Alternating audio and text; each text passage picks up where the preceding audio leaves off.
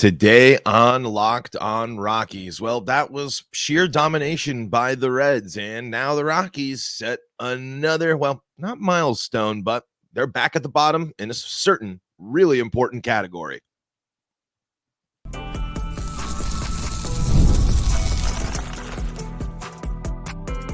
You are Locked On Rockies, your daily Colorado Rockies podcast, part of the Locked On Podcast Network, your team every day. Rock on Rockies fans, welcome into the Locked On Rockies podcast for today, the 12th day of July in the year 2024. I'm your host of the Locked On Rockies podcast, Paul Holden, bringing you your daily Colorado Rockies talk right here on the Locked On Podcast Network, where you can find your team every day. And if your team is the Colorado Rockies, guess what? You're in the right spot, because that's what we do around here each and every day, free and streaming on your favorite streaming services and on the Locked On Rockies YouTube channel, where you can be part of the show. You can fire off your Rockies hot takes. You can let me know what's on your mind when it comes to the Colorado Rockies. And when you like the videos, when you subscribe to the channel, when you leave reviews on the audio side, folks, you're really, really helping the show grow. And I really, really appreciate it. And here's Try Jet Sim Pilot says, I made it to the game today. Besides my daughter and I, some random small child, no purple in sight. Great ballpark, by the way, but man, it was hot. I gave up in the 7th and went back to the car, and that's when all heck broke loose, apparently. And yes, indeed, that is the case, because the Rockies were dominated. I mean, I really don't think that there's a better way to describe that series other than the plain and simple. The Rockies just got shellacked, and maybe we got to give a slight tip of the cap, but unfortunately, in the same instance, the Rockies are at rock bottom again in a really important category, and it kind of changes, I think, a little bit of the narrative with the Rockies as well. We're going to talk about all that and more coming up today. Purple Rose also done an investigation into another one of the Rockies' problems, getting shut out this year. So we're going to go over that and lots more on today's episode of Locked On Rockies. Before we dive into everything, this episode of Locked On Rockies is brought to you by Booking.com. The right stay can make you a fan of any city, even your rivals. Check out Booking.com for your stay today. So, I mean, Hunter Greene is a great pitcher. We'll start there, right? I mean, he is someone that is a dominant elite pitcher that we knew was going to give the Rockies fits. We knew was going to give the Rockies issues, and we knew it was going to be a problem for the Colorado Rockies. And so that's where I give you the tip of the cap, right? That's where, you know what? There are good pitchers out there. There are dominant pitchers out there. There are pitchers that can take care of business. There are pitchers that can handle every aspect of a game. There are pitchers that can strike out 6 batters in a row. They exist, and they are very, very good. So I'm not really bashing anything when it comes to Hunter Greene here, but it's another example when the Rockies match up against top level talent, and I know their record and them, and it says differently and such, but the Rockies looked completely outmatched and outprepared yet again. And again, I think this is a thing where I'm struggling as a fan, because I don't understand as much of the process. I don't understand as much of the preparation. I don't understand how much actually goes into this. Obviously, I know the Rockies prepare. Obviously, I know the Rockies do some stuff, and they look at it.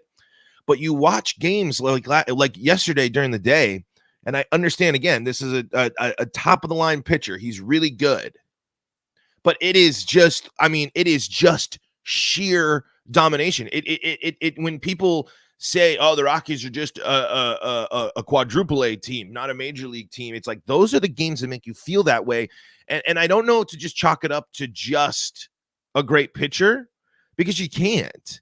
If this was a Rockies team that was fighting for a wild card spot, that was hovering above 500, a little bit below, type of stuff, you sit there and you do just tip your cap. But I sit there and I again watch another team that's just outmatched, that's just out prepared, that's out talented, that's out everything. And I know it was relatively close for a chunk of that game, for 3 innings. Because here's the deal. With the way that game started, 6 straight strikeouts and the Reds put up 3. That was it. That was boom, game over, done, all said and done. The Rockies aren't going to do anything when it comes to that. But to just be so painfully just underwhelming in this series against a team that's been underwhelming at home, against a team that's underwhelmed throughout the season, but a team that has a higher ceiling than what their record suggests. It just, again, gives me a pause. It just gives me a moment of like, what is going, like, what happens? And you know, the Rocky, because it's again, the Rockies struck out 10 times against Hunter Green. Tolia hits the tank. They do get a couple of walks. There were a couple of good at-bats there, and there were a couple of opportunities for the Rockies to chip away early in this one. But, man, when you watch 6 straight guys go up to the dish, and, you know, and if you're talking 6 straight guys, it's Tovar, Rogers, McMahon, Shunk, Doyle, and Cave.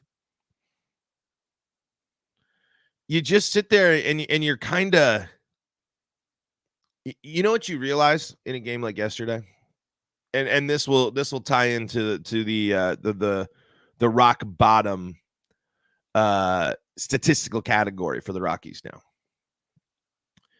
As much as we focus on pitching all the time, that's always a conversation with the Rockies, right? Pitching. This offense is bleh at best. So with the draft and everything, when I see, you know, I wouldn't be upset if the Rockies take the best bat available at 3, especially if it's college age, ready to be in the majors in a couple of years, that type of situation. This Rockies team needs offensive help. This Rockies team needs something when it comes to figuring out their offensive issues. And again, it goes back to what I was saying.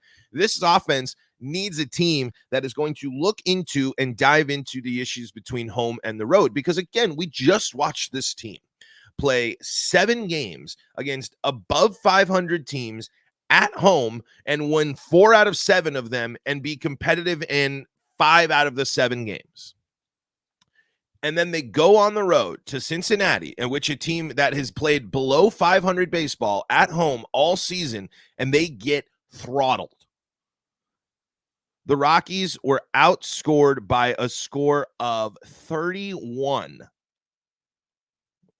Yes, 31 to 13. 31 to 13. And, you know, you keep rewinding that on all of the series losses. Keep rewinding that throughout every series in the season, all the series losses throughout this season, the series splits. And the run differentials is a huge, huge, huge problem. And it's not just, and you can sit there and, well, run differential, that's partly on the pitchers too. I mean, they give up the runs. That bullpen gives up a lot of runs. Yeah, absolutely. But the Rockies don't score. The Rockies don't hit a ton of home runs. The Rockies don't drive in a bunch of people. The Rockies don't do what they need to do. So as much as the focus can be on pitching, and as it always will be, the offense being neglected and the offense in the post-playoff, post-Arenado story world has just been boo. And then, I'm sorry, I need these young guys to start putting together more solid stretches. The Rockies can, even with their limited amount, the Rockies have so many people that they're putting up there that are batting sub 200, that are batting, you know, that have issues across the board. And that's having young guys. That's going through it. I understand that. But it's a problem for some of these guys because you've been given multiple opportunities and that average needs to go up. These offensive numbers need to go up. And it's, again, I'm not watching. I am not fully confident in this Rockies coaching staff and in this current makeup of the Rockies to build up these players. Montero got DFA'd. And he was supposed to be a huge offensive threat. What happened in the development? What happened in the approach? Brenton Doyle obviously has made huge strides and great progress. We know that. I know Tovar's scuffling a little bit, but he'll be all right. But it's these other guys, it's these other young guys. And again, if we want to continuously throw him into the game, and I know he's a big fan favorite now. Jake Cave 0 for 2 yesterday.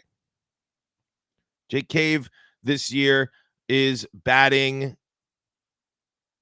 .259.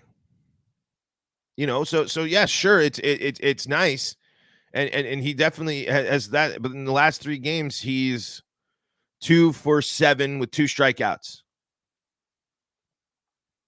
I mean, there are stretches, but it can't be Jake Cave as a guy that fills your, all right, bottom of the order, middling thing. But Jake Cave's batting line of 259, 306, and 655 doesn't necessarily make for a very, very worrisome 5-hole or 6-hole. It's a problem when Brenton Doyle is batting in the prime power spots. Like it truly is. So my point is, as much as I want to sit there and just say, Hunter Green, you did it, great job, the Rockies offense is a massive problem. And it's highlighted by the fact that they're rock bottom in baseball in run differential. Let's talk about that coming up in segment number 2 of today's episode of Locked on Rockies. Before we do that, though, got to tell you about some of the folks that help make this show possible, and that includes Booking.com. Yeah. With summer travel heating up, especially for baseball games, it's time to explore those U.S. cities you've always secretly wanted to learn more about. Yes, we're talking about your rival cities. We're talking Phoenix. We're talking San Diego. We're talking L.A. Go see the Rockies in the NL West ballparks, or go find the Rockies on the road. And I know they're not the best road team, but maybe you'll see a new ballpark. From hotels that overlook stadiums to family-friendly resorts, Booking.com has so many choices across the U.S. for your summer travel this MLB season. The right stay can make you a fan of any U.S. city, even your rivals. So go check out all the deals available for you on Booking.com and book today on Booking.com on the site or in the Booking.com app. We're also brought to you by our friends at eBay Motors. eBay Motors. Passion, drive, and patience. The formula for winning championships is also what keeps your ride or die alive. eBay Motors has everything you need to maintain your vehicle and level it up to peak performance.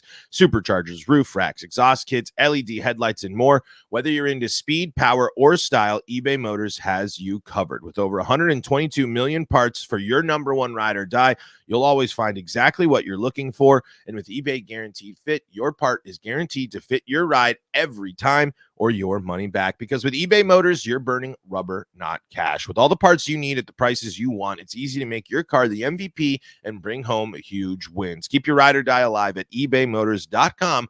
Eligible items only. Exclusions apply. eBay Guaranteed Fit only available to U.S. customers. This is the Locked on Rockies podcast. We are free and streaming on your favorite streaming services, bringing you your daily Colorado Rockies talk right here on the Locked on Podcast Network, where you can find your team every day. Make sure you're checking out the Locked on Sports Today podcast, 24/7 coverage of all the sports, all the leagues, all the hosts. You can check it out there. And for all your play-by-play action throughout the season, don't forget, SiriusXM has got you covered there. On the app, on SiriusXM, in the car, wherever you got SiriusXM, you got Colorado Rockies play-by-play. Just search Colorado Rockies. You'll be good to go. So here's the deal. And this was pointed out by Jake Shapiro of Denver Sports there, friend of the show. The Rockies now have the worst run differential in baseball. And when we're talking about this offense being a problem, and again, lump in the pitching staff here too, they are not excused, but that's not my focus here.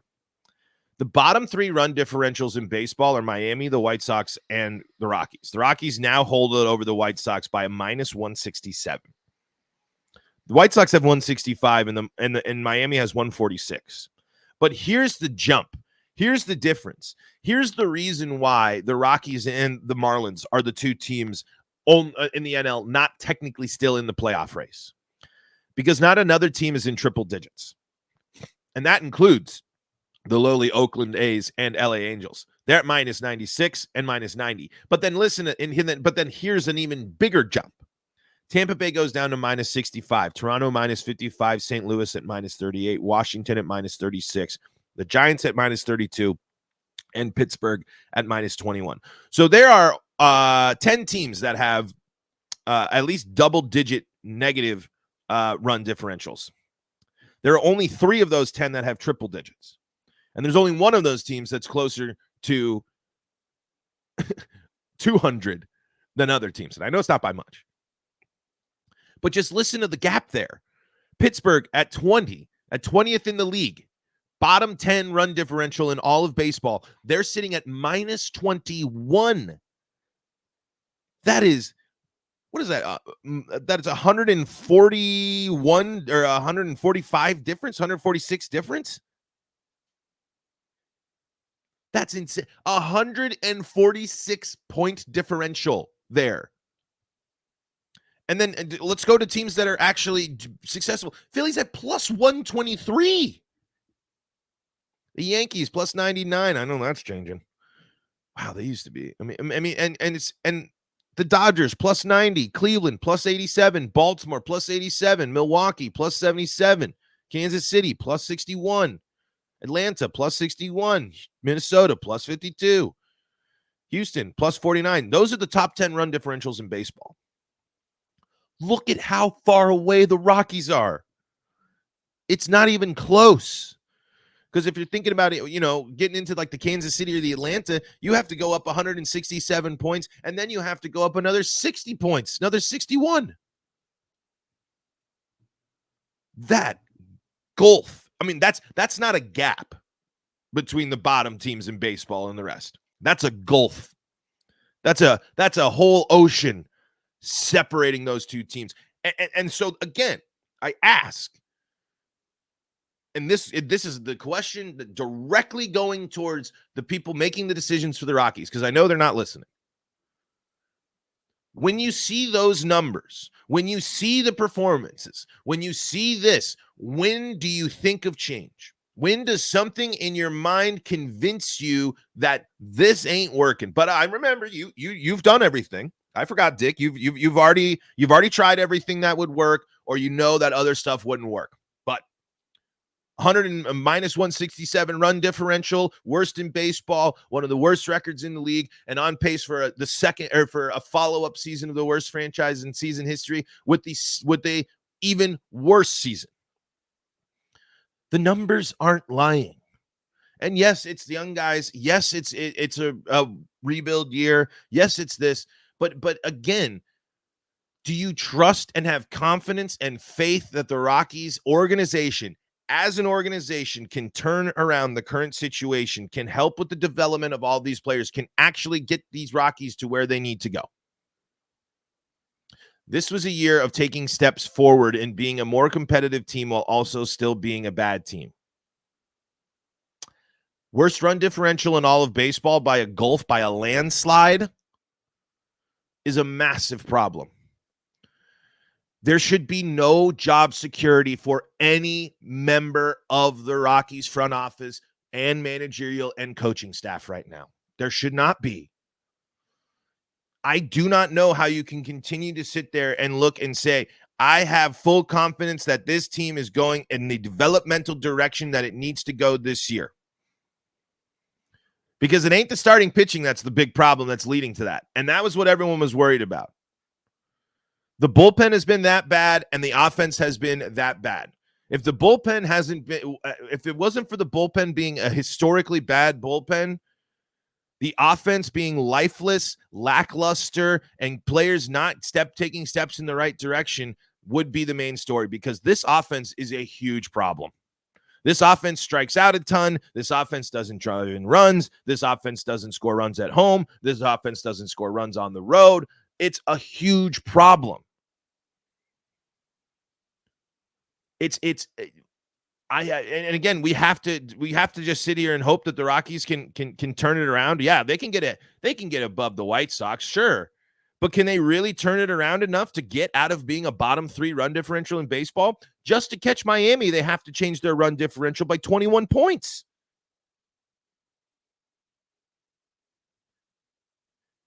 And this is to follow up a season in 2023 in which the Rockies were minus 236 when it came to run differential. The Rockies are minus 125 on the road. No team comes close to that number. The closest team for being that bad in terms of run differential on the road are the White Sox. No other team is in triple digits, let alone minus triple digits for on the road. That's how bad the team is on the road. That's how bad it is when they leave Coors. But then you sit there and say, Coors, it's their home. It's their safe haven. It's what they do. They're minus 42. TeamRankings.com, by the way, where I'm getting the stats today. So it ain't just bad. It's really bad. Really bad. And it's on full display like we saw in this series. Again, what did we say they got outscored by? I mean, I got to do my math again here. I know. I'm sorry. I should write these things down. The Reds, what was it? 31, right? We said 31 runs for the Reds. 31 runs for the Reds in 4 games to the Rockies 13. It's horrible. And it ain't just even the run differentials. It's the Rockies getting shut out as well. And Purple Rose dove into that, and we're going to talk about that coming up in segment number 3 of today's episode of Locked On Rockies. Before we do that, though, got to tell you about the folks that help make this show possible, and that includes Tax Network USA. Here on Locked On Rockies, we pride ourselves on getting you the latest news for your team, whether it's the offseason, the draft, spring training, or the playoffs. It's year-round. You know what else is year-round? Collection season. Just because tax season is over doesn't mean the IRS will stop coming after you for unfiled taxes. The IRS can garnish your wages, levy your bank accounts, and even seize your property. Don't let the IRS target you. Let the licensed professionals and tax experts at Tax Network USA go to bat for you. With over 14 years of experience and an A+ rating by the Better Business Bureau, Tax Network USA has saved their clients over $1 billion in tax debt. Whether you owe taxes, have complicated matters that require tax planning, or finally hit that parlay this season and need help correctly filing, call 1-800-549-1000 or visit tnusa.com/LockedOnUSA and be sure to mention Locked On Rockies at checkout and you'll receive a $250 discount off their services.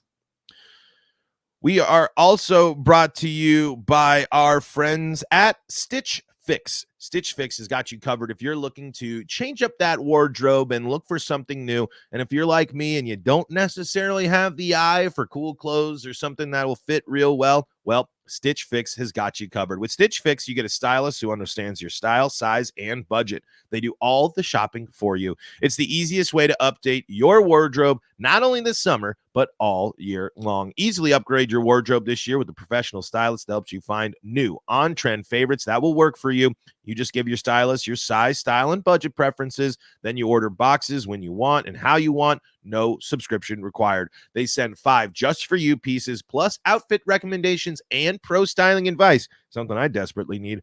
You can keep what works, send it back. All that good stuff. They send back the stuff that you don't use. Style that makes you feel as you look. Now's the best time to get started at stitchfix.com/MLB and get $100 off. That's $25 off your first 4 fixes for a limited time only. That's stitchfix.com/MLB for $100 off. Stitchfix.com/MLB. Must redeem within 7 days of sign up. Offer does not include kids fixes. This is the Locked On Rockies podcast. We are free and streaming on your favorite streaming services, bringing you your daily Colorado Rockies talk right here on the Locked On Podcast Network. We can find your team every day. Shout out to our everydayers out there, all you folks out there tuning in every day, each and every day. We really, really, really, really appreciate it. All the support you have given us this season, folks, has been wonderful. So shout outs to y'all. Okay. before we let's just I should say I gotta give the housekeeping stuff. Locked On Sports Today, your 24/7 sports streaming channel. Go check that out on YouTube and Amazon Fire TV and Sirius XM, and the Sirius XM app's got you covered all season long when it comes to your Rockies play-by-play action. Okay, so story from Purple Row here today. This is from Joel Milholm. The Rockies have a shutout problem. Let's see. When the Reds shut out Colorado on July 8th, it marked the 10th goose egg of the 2024 season. With 10 shutouts in their first 94 games of the season, the Rockies are averaging being blanked 10.6% of their games. At that rate, the Rockies will be shut out 17 times by the end of 2024, which would be the most in team history. The current record is 16 times, which was set in 2021. The 10 shutout mark is also tied for second worst in Major League Baseball with the Marlins, second only to 12 by the White Sox. While pitching, especially securing games out of the bullpen, remains a huge deficit for the Rockies, it's overshadowing the incredibly problematic lack of production by Colorado's offense. Having 10 shutouts before the All-Star break is bad, but things are even worse upon closer inspection. Again, this is all from Joel Milholm on Purple Row. Like I said, not going to read the whole thing, but I this opening stuff just reiterates everything we were talking about in that second segment. The Rockies, a team that plays half their games at altitude with the biggest outfield in Major League Baseball, have only scored 1 run 13 times this season, 2 runs 10 times this season, and 3 runs 14 times this season. That means the Rockies have scored 3 or fewer runs this season 47 times, or 50% of their games, even though they are averaging 4.14 runs per game, which ties them for number 22 in Major League Baseball. The number is being lifted by a handful of double-digit performances, most notably 16 runs against the Pirates on June 15th. Colorado's historic and persistent inability to hit on the road isn't solely responsible either, as 22 of the 47 games, 46.8%, where the Rockies have scored 3 runs or fewer, have been at Coors Field. Even 3 of the 10 shutouts have happened at 20th and blank. Things haven't always been like this for the Rockies. In 20 of their 32 seasons, the Rockies were shut out less than 10 times. They were held to 0 runs only twice in 2001 for the franchise's lowest mark, and only 3 times in 1999. That highlights everything. It's broken. It's not working. The philosophy, the approach, the preparation, whatever the Rockies are doing, as the way that as their approach to building up their offenses, it isn't working. Please go read the rest of that piece from there on Purple Row. Joel just does a great job of highlighting truly the warning sign. It's not even warning signs at this point. It is critical red alert lights flashing. But it's the Rockies being the worst team, being a worst run differential, setting your franchises worse this, worse that, worse here, worse there. That doesn't light a fire underneath anybody in the organization or in the clubhouse, because does it really matter? Is Bud Black's job really in jeopardy right now? Is Bam Bam's job really in jeopardy right now? Is any coach on the Colorado Rockies job truly in jeopardy right now? Because I don't think so. I think Bud Black's going to be back next year. I mean, again, I think it's going to be a classic Rocky situation in which a young man there, and we won't hear about it, but I bet you in the process, they won't re-sign him right away. They'll let the season end, and they'll let us kind of, with a murky little thing. Same with the GM search, right? It'll end, and then they'll say they'll do this, they'll do that. But again, they'll go with their guy. The Rockies always go with their guy. When they got a guy, that's the guy, right? But there'll be a person that is a great idea, that's a cool idea, that's a unique idea for the Rockies, and the Rockies will poo-poo it in favor of Buddy Black and consistency, and we know what we got, and we know what works. Blah, blah, blah. This is development. I mean, this is where the Rockies are at while trying to develop key players. And mix in the bullpen. Yes, like I said, that article highlights everything you really need to know, and it gives you it holds up a mirror to what's supposed to be the Rockies' saving grace, which is offense, and especially offense at home. And that ain't happening. The point is, when you're thinking about the Rockies and when you're getting and you're thinking about the Rockies issues, you can't just get hung up on the pitching because the offense is at red alert, big time problems that need to be addressed in the draft, need to be addressed in free agency, need to be addressed via trade because this offense ain't good. In fact, it's the worst in the league in some instances. Folks, that's going to do it for today's episode of Locked On Rockies. Thank you so much for joining us here. We'll be back in action next week, bringing you all sorts of Rockies action. Rockies Mets this weekend. The Mets are playing good baseball. The Rockies are on the road. Oh, boy. Hang on to your hats over this weekend. But, folks, thank you so much for making us your first listen of the day. We really, really appreciate it. For your second listen, go check out Locked On MLB. And if you need more Colorado sports coverage, Locked On Broncos, Locked On Avalanche, Locked On Buffs, and Locked On Nuggets got you covered all off season long. Don't miss out on all the good podcasting action there. And folks, until next time, this is Paul Holden saying so long from the Locked On Rockies podcast.